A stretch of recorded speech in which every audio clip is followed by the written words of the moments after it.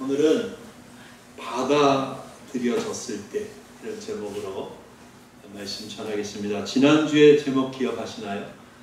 거절당했을 때 그런 제목으로 말씀 전했는데 오늘은 받아들여졌을 때라는 제목으로 말씀을 전하겠습니다. 물론 우리는 사람들에게 거절을 당하기도 하지만 받아들여지기도 합니다.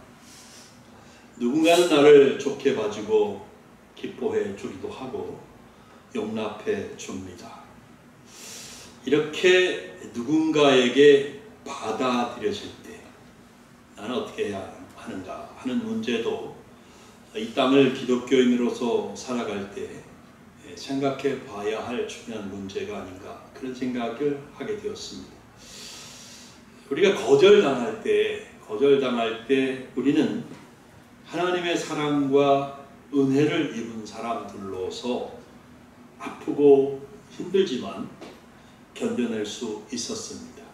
또 더 나아가 원수까지도 사랑해야 된다라는 가르침을 받습니다.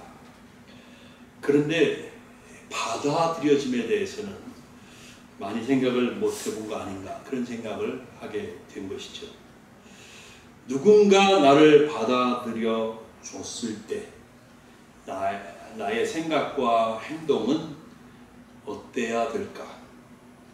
하나님 말씀에 근거해서 알아보는 시간을 갖겠습니다. 하나님께서 우리 모두에게 은혜 주시기를 바랍니다. 아멘. 자, 누군가에게 받아들여진다. 받아들이는 사람이 있긴 있죠. 근데 정말 이 시간에 우리가 기억해야 되는 중요한 사실은 우리 역시 사실은 받아들여질 수 없었던 존재라는 것이죠. 우리는 죄인이었고 하나님은 의로우시며 거룩하신 분이십니다. 그래서 하나님과 우리 사이에는 우리 죄로 인해서 건널 수 없는 큰 골짜기 혹은 결코 뛰어넘을 수 없는 높은 장벽이 있었습니다. 하나님과 우리는 사실상 원수 관계에 있었습니다. 그런데 하나님께서 우리를 긍휼히 여겨 주신 거죠. 아멘. 로마서 8장 32절 말씀대로 하나님께서는 아들 예수 그리스도를 아끼지 않으셨어요. 그냥 우리를 위해서 내주셨어요. 그리고 십자가에 죽게 하셨습니다. 우리 죄를 모두 다 용서해 주시고 구원해 주셨습니다. 우리를 받아들여 주셔서 자녀로 삼아 주셨습니다.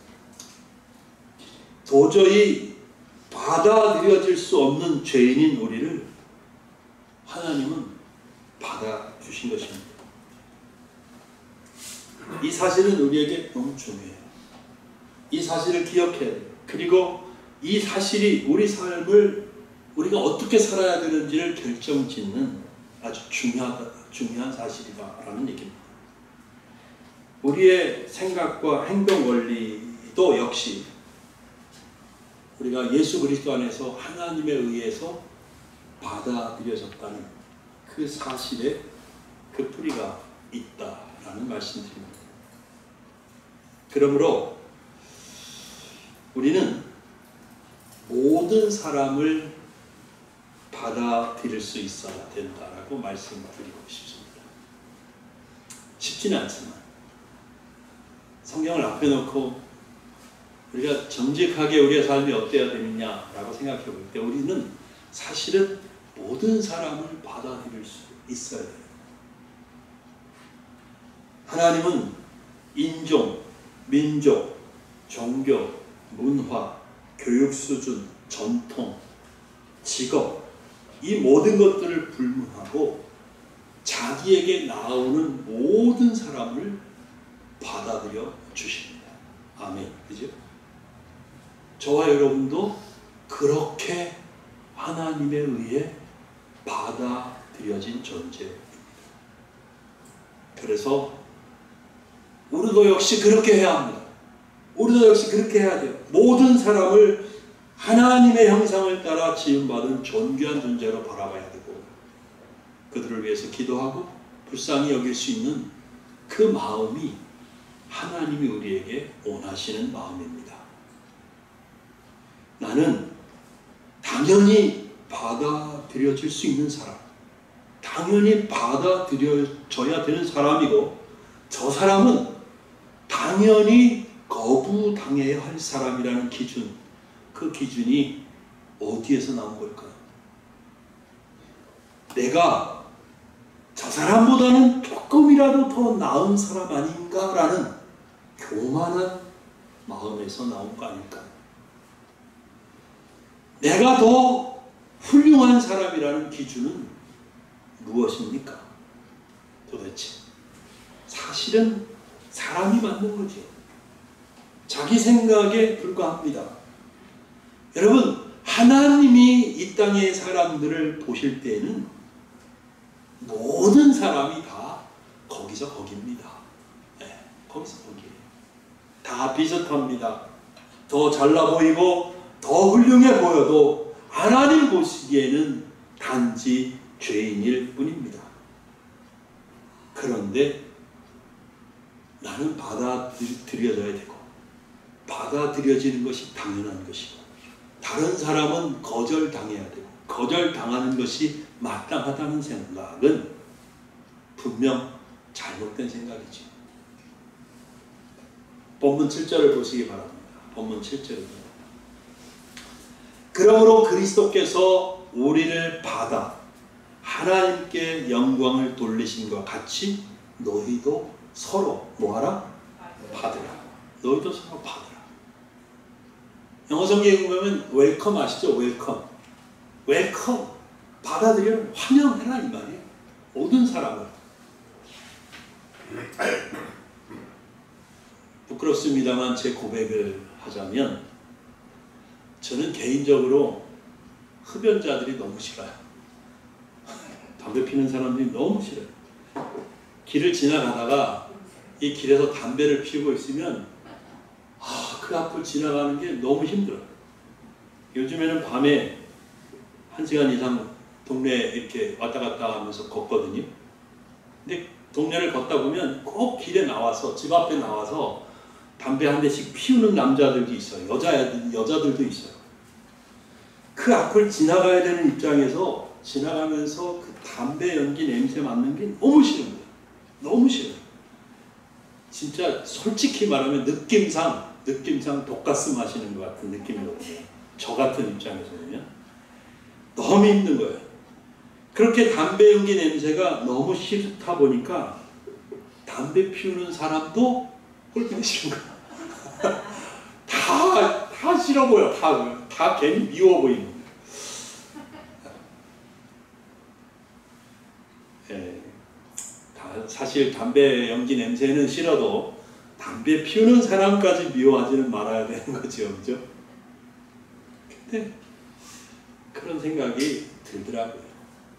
말씀 준비하면서, 주님, 이제 담배 피우는 사람 봐도, 담배 연기 냄새는 싫어도 저들을 미워하는 것까지는 하지 않게 해주세요. 그렇게 기도를 했습니다. 근데 제가 미국의 팀 켈러 목사님이라고 해서 되게 유명하신 분인데, 그 얼마 전에 돌아가셨어요. 그분 책을 제가 많이 읽었는데, 요나서에 관한 책을 읽다가 아주 감동적인 이야기를 읽었어요. 2004년에 네덜란드에서 일어난 사건이에요. 테오 반 고흐라는 영화 감독이 있어요. 테오 반 고흐라는 영화 감독이 있는데, 이분이 모로코계 급진파 무슬림 청년인 모하마드 부바리라는 청년에 의해서 살해당했습니다. 그 사건 이후에 네덜란드의 기독교회와 무슬림들 사이에 복수국이 펼쳐졌습니다. 심지어 이슬람 교도들이 다니는 학교에 폭탄이 터지는 일까지 일어났습니다. 그때까지는 평화롭고 열린 사회라는 자부심을 갖고 있던 네덜란드는 나라 전체가 충격에 빠진 거죠. 이런 아주 어수선하고 불안한 순간의 시기에 키즈 사이브란디라는 장로교 목사님이 있었는데 이분이 갑자기 나서서 어떤 급진적인 행동을 취했습니다. 이 사이브란디 목사님은요, 이때까지 되게 보수적인 분이었고요, 전통에 사로잡혀 굉장히 그런 목사님이었습니다. 그는 목회하는 데가 어디냐면 가난한 중동 이민자들이 모여 사는 동네에서 목회를 했는데요, 늘 가난한 사람들 맨날 보고 있었고, 그 다음에 그런 곳이 그럴 가능성이 많듯이 범죄도 아주 많이 일어나는 그런 동네에서 목회를 하고 계셨습니다. 이 사이브란디 목사님 어느 날 그런 불안한 시기를 이렇게 지나가면서 어느 날 벌떡 일어나갖고 자기 동네 이웃에 있는 이슬람 교도들의 사원, 모스크라고 부르거든요. 우리가 이렇게 동그랗게 생긴 거 있죠? 모스크라고 부르는데 거기에 찾아가요. 그리고 문을 막 두드립니다. 문을 열어보니까 자기들도 알죠. 그 동네에 장로교 목사가 와서 문을 두드립니다. 예상치 못한 일이죠. 무슬림들이 깜짝 놀랐습니다. 근데 그 자리에서 목사님이 선언을 합니다. 내가 앞으로 교회가 모스크를 공격하고 이슬람 교도들을 공격하는 이 공격이 멈춰질 때까지 내가 이 모스크 앞에서 경비를 서주겠다. 그렇게 해서 경비를 쓰시면서 며칠이 지나고 몇 주가 가면서 사이브란디 목사님이 다른 교회와 목사님들에게도 동참해달라고 호소를 했습니다. 그리고 사실 많은 교회와 목사님들이 동참을 해서 그들이 그 지역의 모든 모스크 건물들을 이렇게 사람 띠로 빙 둘러서서 밤새도록 지키는 일을 3달 동안 했습니다. 3달 동안. 폭력이 멈춰질 때까지. 대단히 놀라운 일을 한 거죠. 그래서 결국 이제 그런 폭력의 복수극이 멈춰지게 됐는데, 사이브란디 목사님은 그렇게 전통적이고 보수적인 양반이 어떻게 무슬림들을 가서 보호해 주겠다고 그렇게 그런 일을 했을까? 한 인터뷰를 하려고 하는 사람이 답을 얻으려고 이런 이유입니까? 저런 이유입니까? 라고 질문을 많이 던졌는데 목사님은 다 아닙니다. 그거 아닙니다. 아닙니다. 아닙니다. 이러다가 그러면 도대체 당신같이 전통적이고 보수적인 기질의 목사님이 무엇 때문에 이렇게 바뀐 겁니까? 라고 질문을 던졌을 때 사이브란디 목사님은 간단히 대답했습니다. 예수님은 나에게 내 이웃, 심지어 원수까지도 사랑하라고 명령하셨습니다. 그렇게 대답을 했다. 여러분 5절 6절 보시겠습니다. 이제 인내와 위로의 하나님이 너희로 그리스도 예수를 본받아 서로 뜻이 같게 하여 주사 한 마음과 한 입으로 하나님 곧 우리 주 예수 그리스도의 아버지께 영광을 돌리게 하려 하노라. 자, 하나님이 어떻게 표현되어 있습니까? 하나님이 어떻게 표현됐어요? 인내와 위로의 하나님. 예, 인내와 위로의 하나님. 그렇게 되어 있어요. 이 인내와 위로의 하나님이 저와 여러분을 보시면서 참으셨다는 거예요. 우리가 이상한 짓을 해도 참고, 우리가 죄를 져도 참고, 믿음이 없어도 참고, 하나님의 영광을 가려도 참고, 순종하지 않아도 참고, 계속 참으셨다는 거예요. 내치지 않으시고 참아주셨어요. 그리고 때로는 위로해 주셨습니다. 믿음이 없어서 낙심하고 실망할 때 찾아오셔서 위로해 주셨어요. 그렇게 하시면서 우리가 무엇할 수 있도록? 예수님을 본받을 수 있도록 지금까지 여기까지 저와 여러분을 이끌어 오신 것입니다. 여러분. 여러분, 우리는 이렇게 받아들여졌습니다. 하나님의 인내와 위로로 우리를 받아들여 주셨습니다. 그러므로 우리도 누군가를 내 기준으로 거절하고 소외시키는 일을 하지 말아야 되겠다는 것이에요. 7절 말씀 다시 읽어드리면, 그리스도께서 우리를 받아 하나님께 영광을 돌리신 것 같이 너희도 서로 어떻게 하라? 받으라. 제가 목회자이기 때문에 종종 생각해 봐요. 만일 우리 교회 어느 날 동성애자가 나왔다. 저와 여러분은 그를 받아들여 줄 수 있을까요? 남자 동성애자를 게이라고 부르고 여자 동성애자를 레즈비언이라고 부르는데, 그런 사람들이 우리 교회에 출석하고 싶어 하고 오면 우리가 두 팔을 벌려서 안아주고 그래요, 같이 예배드리십시다 하고 말할 수 있을까? 어느 날 창기가 우리 교회에 와서, 아우, 제가 이 동네로 이사 왔는데 저를 아무데도 받아주는 데가 없습니다. 신림소망교회에서 그래도 제가 죄인이기는 하지만 하나님 앞에 예배드리고 싶은데 나오고 싶습니다. 그러면 우리가 그를 차별 없이 받아줄 수 있을까?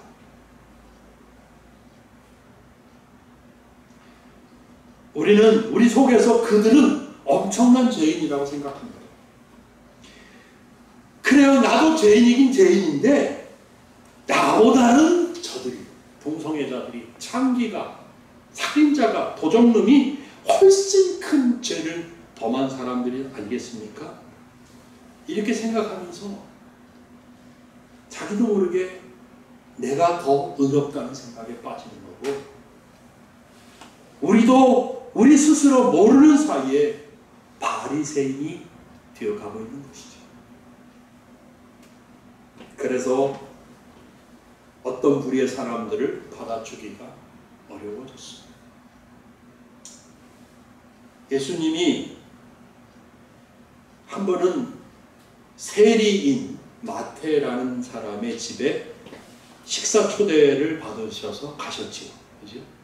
마태복음 9장에 나오는 얘기입니다.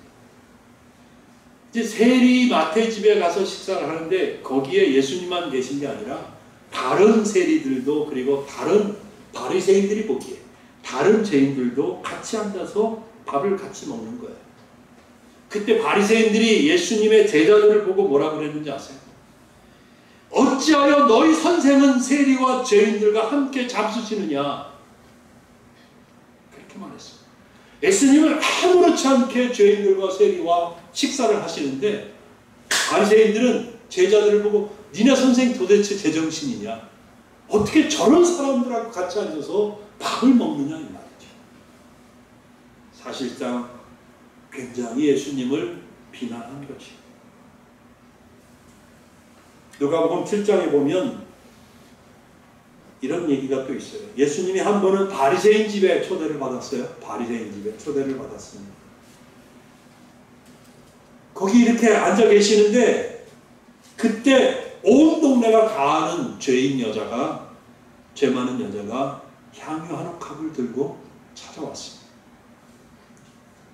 그 여자는 예수님 뒤에 서서 막 울면서 결국은 예수님 앞에 와서 머리털로 눈물로 예수님의 발을 닦고 그 발에 입을 맞추고 그리고 가지고 온 향유를 예수님 발에 부어드렸습니다. 그때 예수님을 초대한 바리새인이 속으로 생각합니다.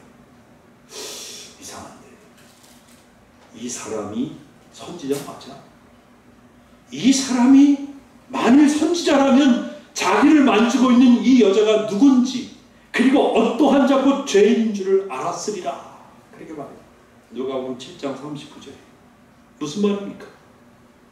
아니 어떻게 이 죄인인 여자가 저렇게 자기 발을 만지고 하도록 내버려두고 있는 거지? 하면서 예수님을 의심하는 거예요. 나 같으면 절대 못하게 한다 이거지. 예수님이 선지자라면 이 여자를 당장 내치는 것이 맞는 거 아닌가? 라는 생각을 하고 있는 거죠. 바리새인은 이 여인을 거부하고 소외시키고 있는 것입니다.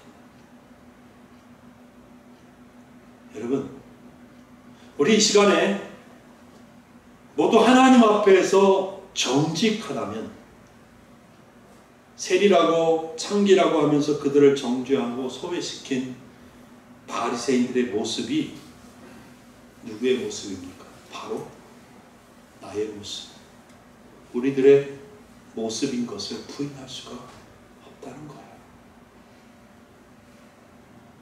사랑하는 여러분, 우리는 예수님을 믿는다고 하는 사람들이에요. 그렇죠? 예수님 믿으시죠?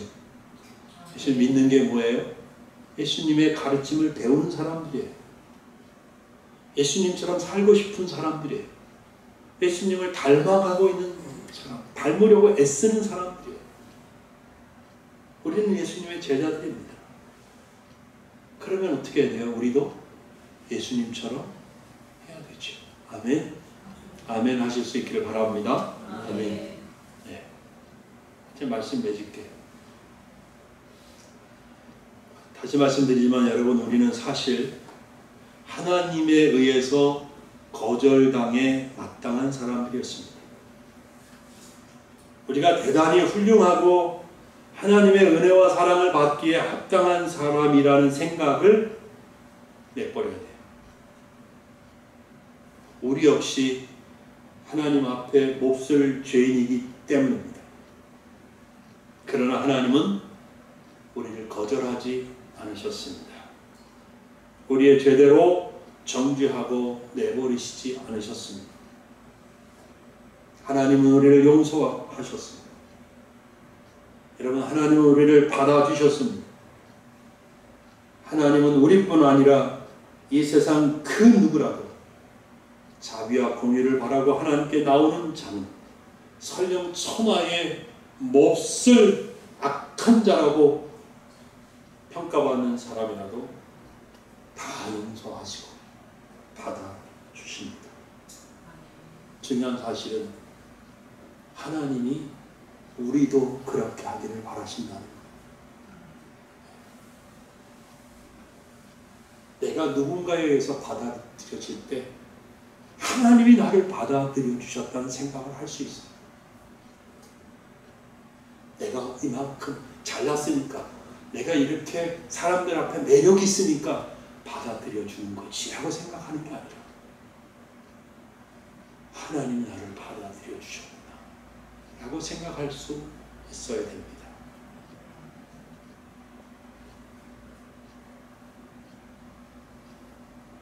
하나님은 그래서 우리도 그렇게 하기를 바라시는 거죠.